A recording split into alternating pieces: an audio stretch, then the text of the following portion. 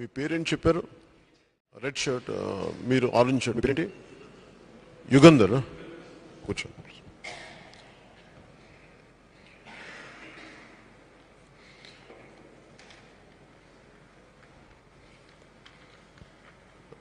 ఇది జనసేన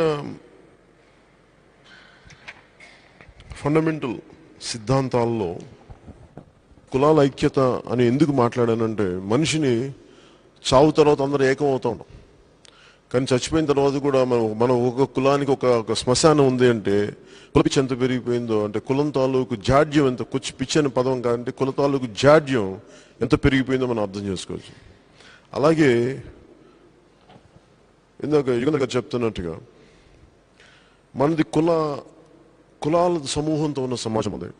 డెఫినెట్గా కొన్ని కులాలకి కొంత ఉంది.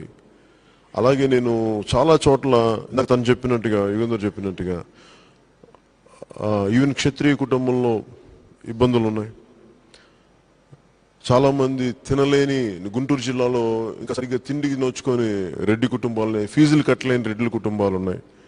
ఇలా చూస్తే పేదరికం అన్ని చోట్ల ఉంది. దాంట్లో సామాజికంగా ఆర్థికంగా కూడా వెనకబడిన మన ఎస్సీ కులాలు, మాదిగ కుటుంబాలు ఉన్నాయి, మిగతా రెల్లి కుటుంబాలు ఉన్నాయి, రెల్లి కులాలు ఉన్నాయి.